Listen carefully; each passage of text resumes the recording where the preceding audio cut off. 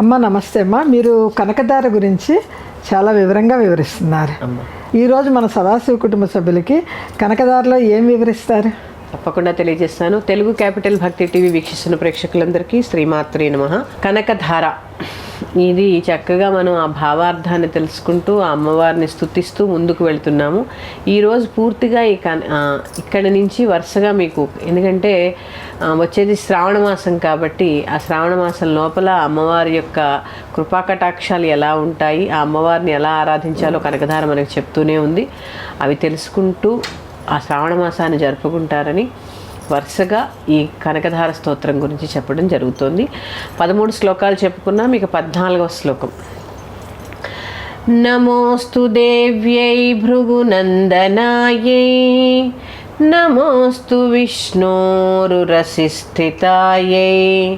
నమోస్తు లక్ష్మ్యై కమలాలయాయై నమోస్తు దామోదరవల్లభాయై. ఇక్కడ ఎక్కడైనా ఆ విష్ణుమూర్తి శబ్దం లేకుండా లక్ష్మి లేదండి.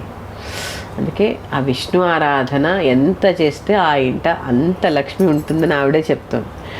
ఇక్కడ ఆ శ్లోకానికి అర్థం ఏంటి? నమోస్తు దేవ్యై భృగునందనాయి. బ్రహ్మ యొక్క మానసపుత్రులలో ఒకరు భృగు మహర్షి. అందుకే శుక్రవారానికి భృగువారము అని పేరు. అవునండి. ఈ బ్రహ్మ మానసపుత్రులు వినే ఉంటారు మీరు. అవునండి. బ్రహ్మ మానసపుత్రుల్లో ఒకరైనటువంటి వారు ఈ భృగు మహర్షి. ఆ భృగు మహర్షి యొక్క భృగువను ఋషి యొక్క వంశమునందు ఉద్భవించింది కాబట్టి ఆ భృగునందన అంటే ఆ భృగువు యొక్క కుమార్తె అని కూడా అమ్మవారిని పిలుస్తారు.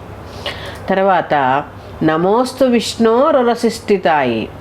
లోకోత్తరమైనటువంటి ఆ భర్త యొక్క ప్రేమను చొరగొన్నటువంటి ఆ విష్ణుమూర్తి యొక్క వక్షస్థలంపై నివసించేటటువంటిది, అలాగే కమలములే తన ఆలయముగా కలది అయినటువంటి శ్రీ ముకుంద ప్రియకి నా యొక్క నమస్కారము. అంతే. లాస్ట్లో అద్భుతంగా చెప్పారండి.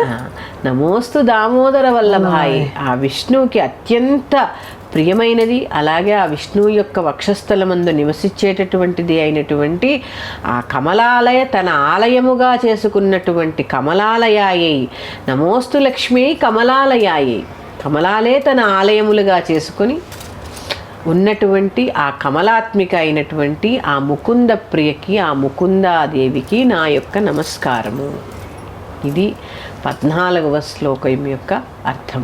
అలాగే మనం ఇప్పుడు 15వ శ్లోకాన్ని తెలుసుకుందాం. నమోస్తు కాంత్యై కమలేక్షణాయై నమోస్తు భూత్యై భువన ప్రసూత్యై నమోస్తు దేవాదిభిరర్చితాయై నమోస్తు నందాత్మజవల్లభాయై. కింద నుంచి పైకి వెళదాం ఈసారి. చూడండి. నమోస్తు నందాత్మజ వల్లభాయే. నందాత్మజుడు, నందుడి యొక్క కుమారుడు అయినటువంటి శ్రీకృష్ణ పరమాత్మని యొక్క చెలికత్తెయగు శ్రీదేవికి నా యొక్క ప్రణామములు. ఎక్కడి నుంచి ఎక్కడికి? ఇక్కడ తర్వాత నమోస్తు కాంత్యై కమలేక్షణాయే. కమలముల వంటి కన్నులు గల కాంతి స్వరూపిణికి నా యొక్క నమస్కారములు. అమ్మ లక్ష్మీదేవి ఎప్పుడు లక్ష్మీం క్షీరసరాజముద్రతనయాం క్షీరసముద్రరాజతనయాం శ్రీరంగదామేశ్వరీం దాసీభూత సమస్త దేవవనితాం లోకైక దీపాంకురం. ఈ లోకాల్లోనే దీపాంకురము, ఆ దీపములా ఉండేటటువంటి తల్లి మహాలక్ష్మి. లక్ష్మి ఉంటేనే కదండి వెలుతురంతా. ఇక్కడ అదే కమలముల వంటి కన్నులు కలిగి కాంతి స్వరూపురాలైనటువంటి ఆ తల్లికి నమస్కారము. నమోస్తు దేవాధివిరర్చితాయే.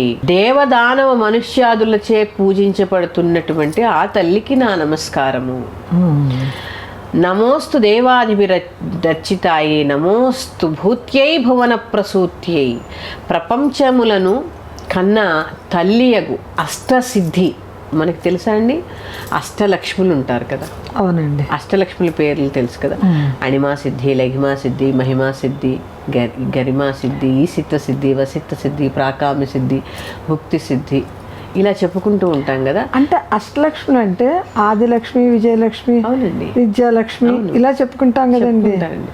అది కూడా ఈ సిద్ధులన్నీ కూడా మీరు అనగావ్రతం ఎప్పుడైనా మార్గశిర మాసం మార్గశిర మాసంలో అప్పుడు ఈ లక్ష్మీదేవిని ఆరాధిస్తున్నప్పుడు లక్ష్మి అష్టలక్ష్ములు కూడా అష్టసిద్ధులు కూడా ఆరాధిస్తూ ఉంటారు. అవునండి. ఇందులో గరిమ ఉండదు. అణిమా సిద్ధి, లఘిమా సిద్ధి, మహిమా సిద్ధి, సిత్వ సిద్ధి, వసిత్వ సిద్ధి, ప్రాకామ సిద్ధి, భుక్తి సిద్ధి, ఇచ్ఛాసిద్ధి, ఈ 8 సిద్ధుల్ని ఆరాధిస్తూ ఉంటాం. ఇక్కడ అదే చెప్తున్నారు. ప్రపంచములన్నిటికీ తల్లి అయినటువంటిది అష్టసిద్ధి స్వరూపురాలైనటువంటి ఆ లక్ష్మీదేవికి నా యొక్క వందనములు. అలాగే శ్రీకృష్ణుడి యొక్క చెలికత్తె అయినటువంటి ఆ శ్రీదేవికి నా యొక్క వందనములు. అంటే నమోస్తు దేవ్యై భృగునందనాయే, నమోస్తు దేవ్యై నందాత్మజాయే, ఉన్నన్ని నమస్సుమాంజలి తెలియచేసుకుంటూ ఉన్నాం అమ్మవారి మనం. అందుకని చాలా విశేషమైనదండి.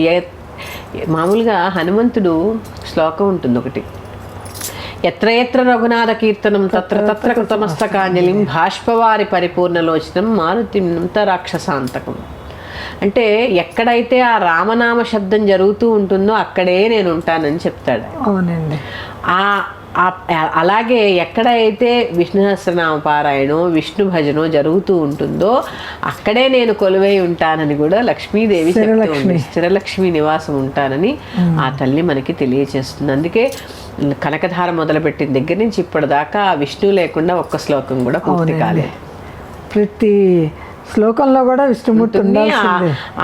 ఆ యొక్క భర్త భార్యల యొక్క అన్యోన్యత ఇది కూడా చాలా విశేషమైనది.